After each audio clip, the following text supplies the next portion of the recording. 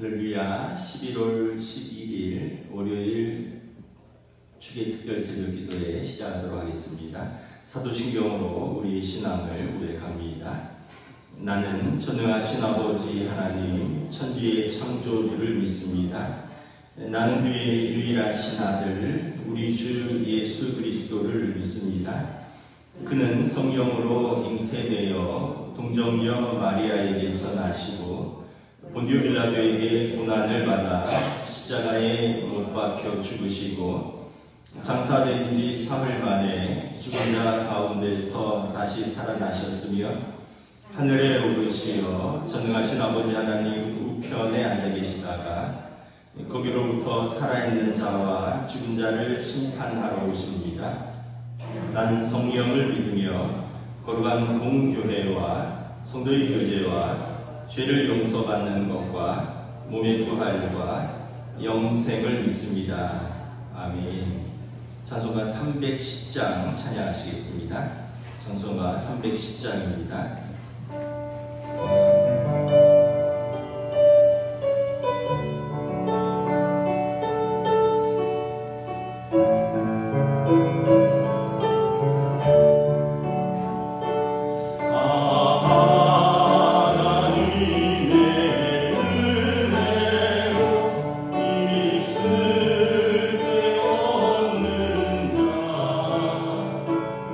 내 구속한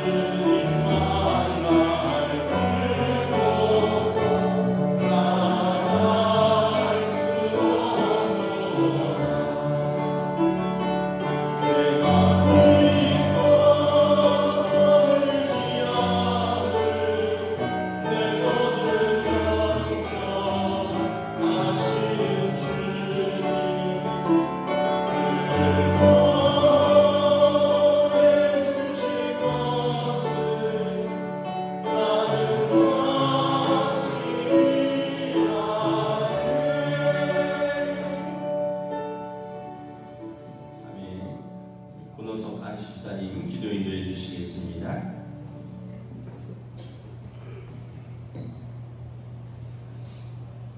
사랑이 많으신 하나님 아버지, 이른 새벽을 깨우며 주님 전에 모여 예배하고 기도합니다. 특별히 축의 특별 새벽 기도회로 나아가오니 주여 저희들의 예배를 기뻐 흡양하여 주옵소서. 순종이 제사보다 낫다고 말씀하신 것을 기억하며 하나님 앞에 온전한 순종을 하기를 원하오니 저희들의 마음과 여건을 주께 향하도록 이끌어 주옵소서. 귀에 들리는 것이 많고 눈에 보여지는 것이 다양하며 마음을 훔치는 것들로 흔들릴 때가 많은 세대입니다.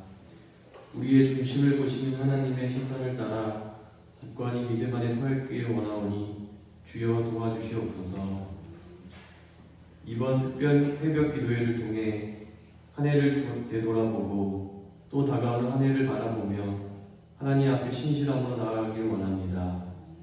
특별히 한 주 동안 말라기 말씀을 통해 하나님께 귀 기울이며 입술의 고백으로 삶의 모습으로 응답하는 참된 성도가 되길 원하오니 주여 도와주시옵소서. 말씀 전하시며 기도로 더욱 힘쓰시는 박은선 목사님과도 동행하시고 충만케 하셔서 살아계신 주의 말씀을 선포하실 때 부족함이 없도록 인도하여 주옵소서.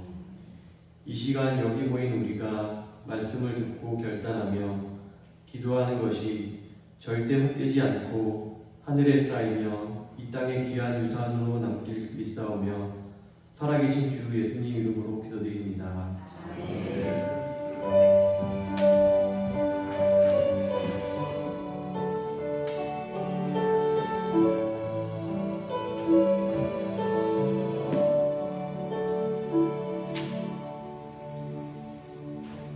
오늘 우리에게 주신 하나님의 말씀은 구약성경 말라기 1장 1절부터 5절입니다. 구약성경 1327페이지입니다. 말라기 1장 1절부터 5절까지 말씀입니다.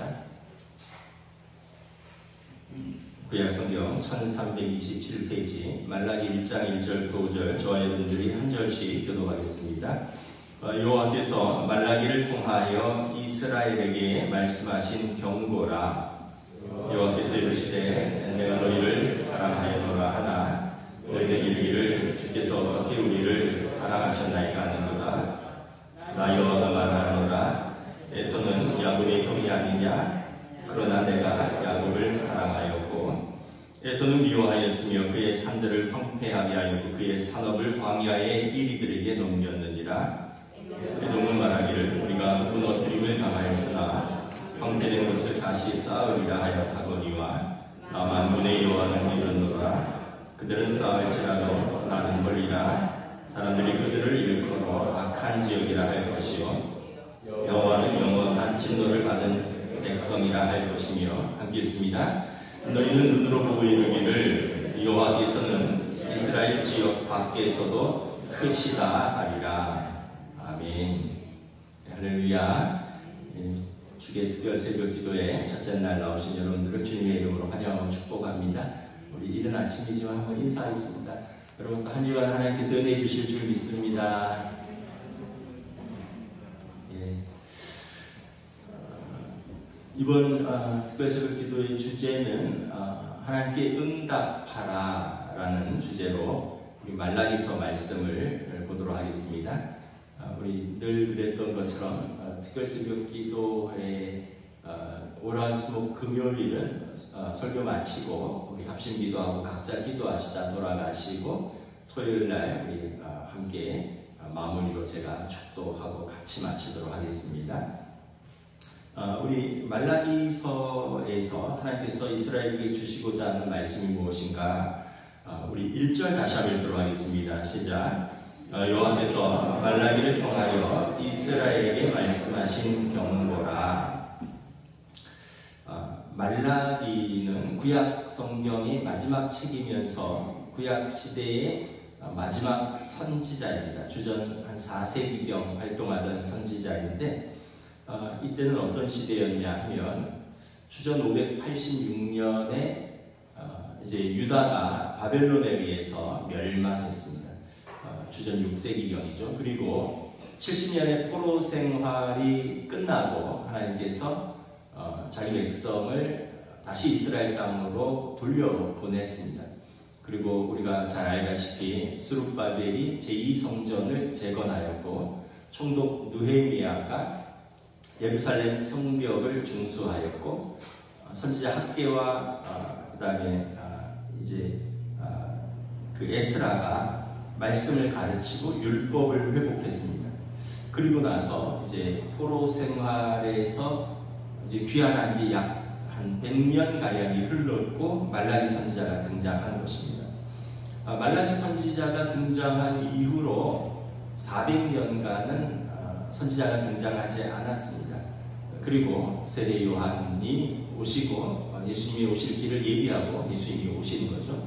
그래서 이 신학적으로 말라기 선지자 이후부터 예수님이 오시기까지의 400년을 신구약 중간기라고 합니다. 예수님이 오셔서 신약이 새로운 약속이 열렸죠. 그래서 신구약 중간기라고 하고 또 더불어서 영적인 암흑기라고 합니다. 왜냐하면 선지자가 일어나지 않았고 더 이상 하나님의 말씀이 선포되지 않았기 때문에 그렇습니다.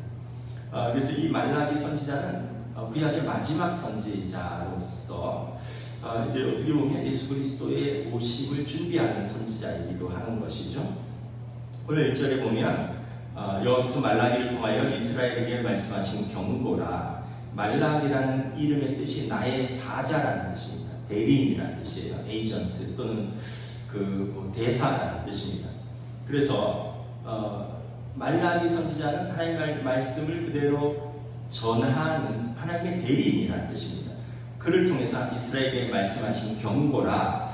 이 경고라는 히브리어는 맞산데 두 가지 의미가 있습니다. 하나는 계시라는 의미가 있고요. 하나님의 비밀이라는 뜻이 있고 또 하나는 경고, 말 그대로 경고입니다. 이렇게 하지 않으면 큰일 난다 이런 거죠. 내용은 뭐냐 하면 이런 전체적인 내용은 하나님께서 이스라엘과 언약을 맺었는데 하나님은 신실하시고 성실하셔서 언약에 충실한데 너희는 왜 언약을 깨느냐라는 거예요. 왜 하나님 앞에 불성실하느냐라는 것입니다. 아브라함과 이삭과 야곱과 조상들과 맺은 언약, 그리고 모세와 시내 산에서 이스라엘 백성과 맺었던 그 언약에 대해서 하나님은 항상 신실하신데 너희는 왜 약속에 불성실하느냐, 언약에 불성실하느냐. 그래서 너희가 언약에 불성실하면 하나님과 이스라엘에 맺은 언약이 깨어진다는 거예요. 언약은 상호적인 것이고 너희가 불성실하고 지키지 않으면 하나님께서도 이 언약을 지킬 수 없다는 거예요. 그래서 하나님께서 당신의 대리인 나의 사자 말라기를 통해서 이스라엘에게 경고하는 겁니다. 이 언약에 성실하라. 그 계약을 무효하기 직전에 대리인을 통해서 요즘 말로 하면 내용 증명을 보낸 것입니다. 우리 부동산 임차인 임대인 관계에서 어느 한쪽이 그 약속을 계약을 안 지키면 그 안 지킨 쪽에다가 내용 증명을 보내자는 이거 시정해달라. 그렇지 않으면 내용 증명을 해도 이제 시정이 되지 않으면 이제 소송을 한다거나 계약 무효 소송 이렇게 손해배상 진행을 하겠죠. 하나님께서 이스라엘에게 나의 사자를 보내서 지금 경고하신다는 거예요. 내용 증명을 보내는 것입니다. 어떤 내용입니까? 우리 2절 함께 있습니다. 여호와께서 이르시되 내가 너희를 사랑하였노라 하나 너희는 이르기를 주께서 어떻게 우리를 사랑하셨나이까 하는도다. 나 여호와가 말하노라. 에서는 야곱의 형이 아니냐. 그러나 내가 야곱을 사랑하였고. 하나님과 이스라엘이 이제 맺은 언약은 뭐냐면 하나님께서 이스라엘을 주권적으로 사랑하신다는 것입니다. 그래서 하나님께서 이스라엘에게 지금 말하는 것은 뭐냐면 내가 너희를 사랑하였노라 라는 것입니다. 출애굽기 19장 4절부터 6절에 보면 하나님께서 이집트에서 종노릇하던 이스라엘 백성을 광야로 이끌어내신 후에 이렇게 말합니다. 내가 어떻게 너희를 독수리 날개로 업어 내게로 인도하였음을 너희가 보았느니라. 세계가 다 내게 속하였느니 너희가 내 말을 잘 듣고 내 언약을 지키면 너희는 모든 민족 중에서 내 소유가 되겠고 너희가 내게 대하여 제사장 나라가 되며 거룩한 백성이 되리라. 너는 이 말을 이스라엘 자손에게 전할지니라. 독수리가 날개로 자기 새끼를 업어서 옮기듯이 이스라엘을 이집트에서 옮겼고 모든 민족이 다 내 것이지만 내가 너희를 특별히 택하여 내 소유가 되고 제사장 나라가 되게 할 것인데 너희가 내 언약을 지킬 때 그것이 가능하다는 것입니다.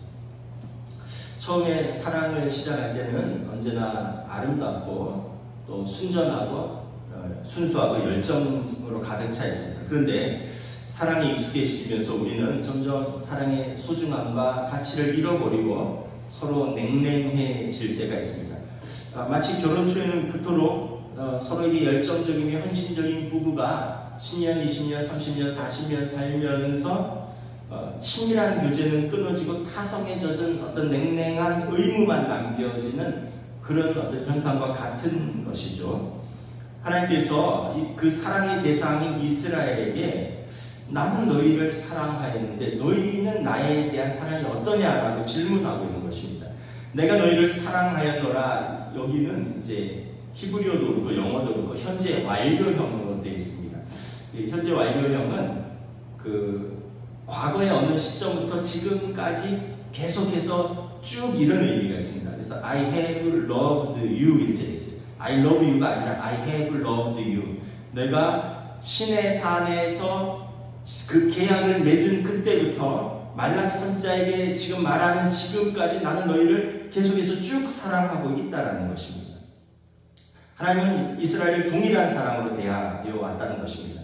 날이 맑으나 흐리나 건강할 때나 병들었을 때나 너희 형편이 좋을 때나 나쁠 때나 나라가 든든할 때나 너희가 나라를 잃었을 때나 포로로 생활할 때나 지금 포로로 돌아와서나 너희의 형편과 조건에 상관없이 하나님은 동일하게 사랑하고 계시다라는 뜻입니다. 이게 현재 완료형입니다. 여러분 이러한 사랑은 참 힘들죠.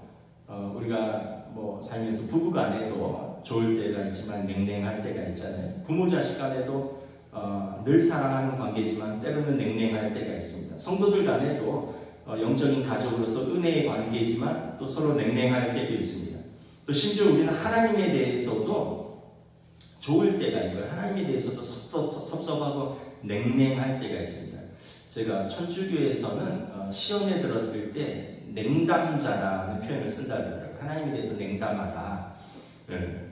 그러니까 이제 우리가 그 어떤 내적인 내 기분이나 감정에 따라서 또 어떤 외적인 조건이나 환경에 따라서 우리의 사랑의 대상에 대한 어떤 신뢰나 믿음이나 사랑이 막 흔들린다는 거예요.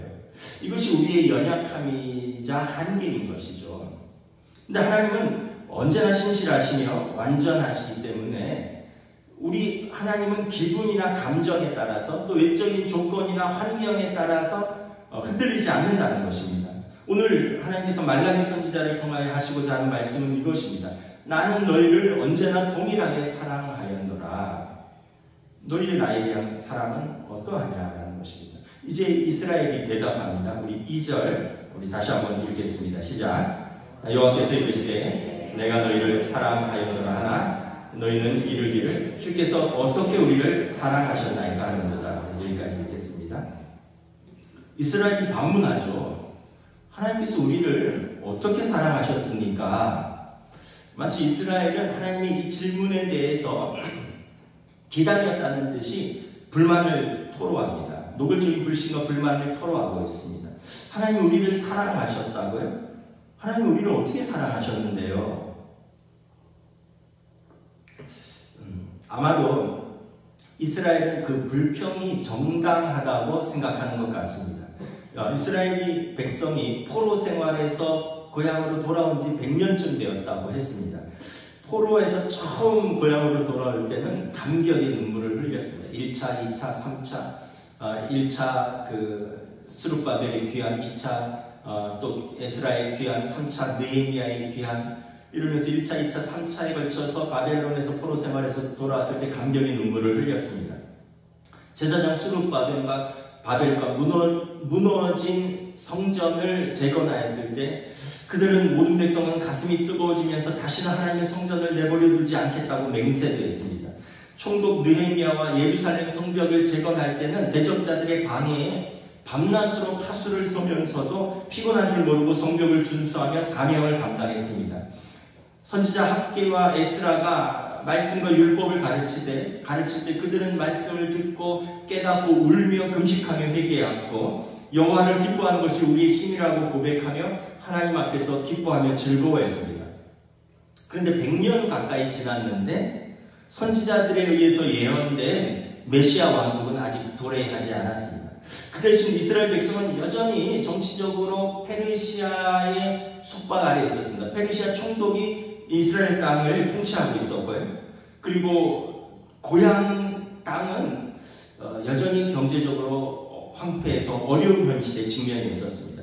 그래서 이스라엘이 좀 나름대로 지친 것 같아요. 하나님 우리를 사랑하신다고요? 하나님 우리 지금 처지를 보세요. 하나님 우리 꼬라지를 보세요. 하나님이 과연 우리를 사랑하시는 것이 맞습니까? 라고 항변하는 것입니다.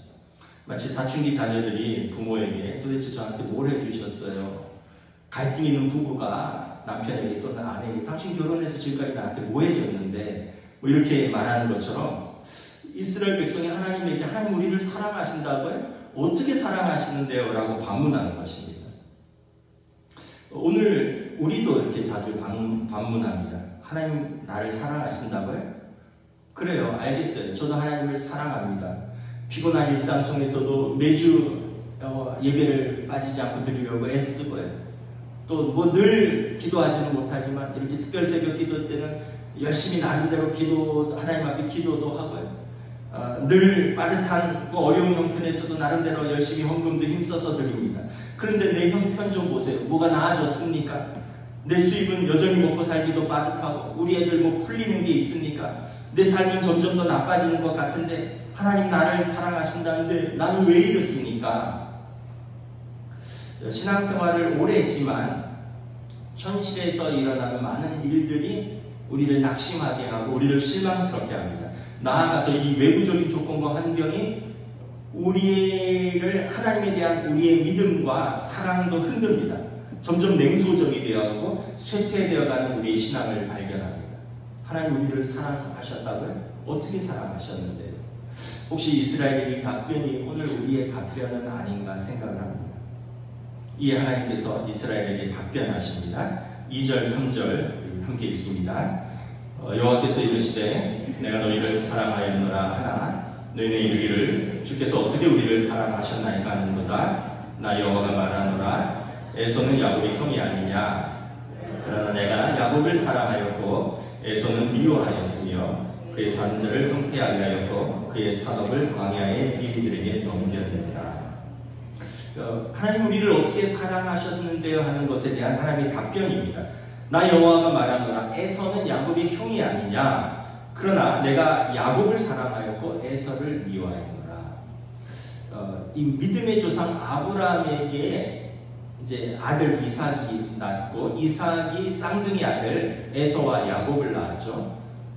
뭐 거의 차이가 없습니다. 발 뒤꿈치를 잡고 나왔다 했으니까 바로 태어난 쌍둥이 아들인데 형이 에서입니다. 그런데 정상적인 관습은 장자로서의 쌍둥이 형인 에서가 약속을 이어받아야 되는데 하나님은 쌍둥이 동생 야곱을 선택하셔서 하나님의 언약의 백성을 삼으셨다는 것입니다. 오늘 본문에서 하나님이 에서를 미워하고 야곱을 사랑하였다라는 표현은 이게 어떤 감정적인 표현이 아닙니다. 이것은 어떤 히브리어의 특별한 표현인데 그냥 둘 중에서 어떤 것을 더 선택했다라고 할 때 쓰는 표현입니다. 예를 들면 이런 거죠. 만약에 제가 새 차를 하나 산다고 할 때 어느 분이 저에게 김씨라는 딜러를 소개해 줬습니다. 내가 그분 통해서 차를 샀는데 아주 괜찮은 사람이다. 어떤 분은 저에게 B씨라는 E씨라는 딜러를 소개를 해줬어요. 그래서 내가 이분한테 차를 샀는데 사후 관리도 좋고 아주 좋은 사람이다.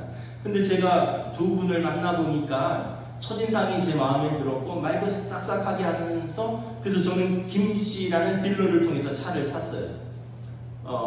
이제 누가 나에게 왜 그 사람을 통해서 차를 샀습니까? 이건 내 그냥 주권적인 선택이에요. 이럴 수 있잖아요. 이때 쓰는 히브리적 관용어 표현이 내가 이 씨를 미워하고 김 씨를 사랑한다 이런 표현입니다. 감정적인 게 아니라 내가 두 사람 중에서 한 사람을 선택했다라는 뜻입니다.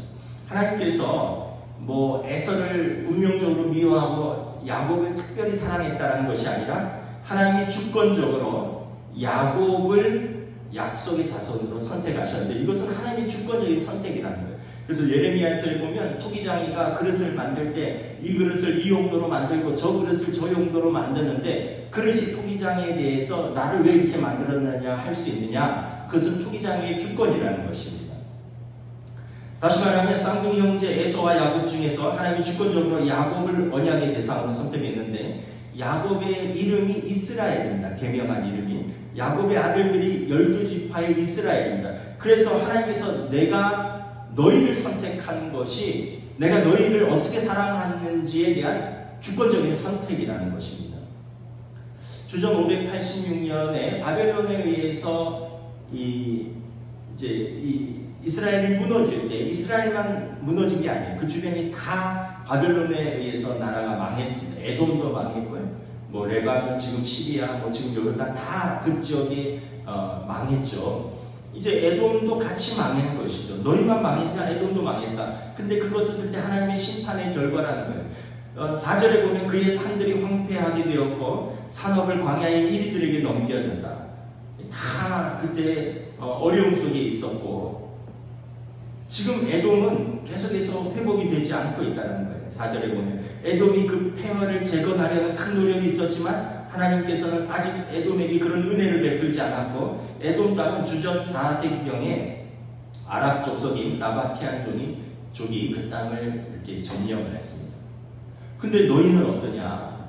너희 그렇게 어렵다고 하지만 너희 지금 고국으로 돌아왔고 성벽을 재건했고 성전을 재건했고 그리고 너희는 지금 하나님께서 너희에 대한 사랑을 거두지 않고 있는 것 아니냐? 너희를 택한 것 자체가 하나님의 주권적인 섭리이고 그리고 너희가 지금까지 이렇게 있는 것, 회복되고 있는 것 하나님의 주권적인 사랑 아니냐? 나를 어떻게 사랑하셨냐고요? 너희를 선택한 것 자체가 나의 사랑이다. 너희가 회복되는 이 모든 과정이 나의 사랑이다라는 것입니다. 5절에 보면 지금 너희 눈으로 보는 것들, 이스라엘 지역 밖에서 일어나는 모든 일들, 역사적인 일들, 페르시아의 고레스 왕이 이스라엘 사람은 너희 땅으로 돌아와서 너희 하나님을 섬겨라. 지금 너희 지역 밖에서 일어나는 일들, 거기서 일어나는 하나님의 큰 역사를 보고도 너희를 향한 나의 사랑을 의심하느냐? 하나님의 크신 일들이 이스라엘 지역 밖에서도 지금 일어나고 있는데 너희가 이것을 보면서도 너희를 향한 나의 사랑을 의심하느냐라는 것입니다.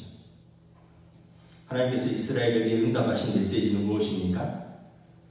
나는 너희를 결코 포기한 적이 없다. 나는 나의 사랑을 너희 위해서 먼저 거둔 적이 없다. 나는 너희를 결코 포기한 적이 없는데 왜냐하면 내가 너희를 선택했기에 너희와 언약을 맺었기에 내가 끝까지 너희를 책임질 것이다. 이 하나님의 메시지인 것입니다. 제가 최근에 어떤 기사를 봤는데 국회의원 5선을 지내고 경기도지사를 지낸 후에 지금 정계를 은퇴한 남경필 전 의원에 대한 기사를 읽었습니다.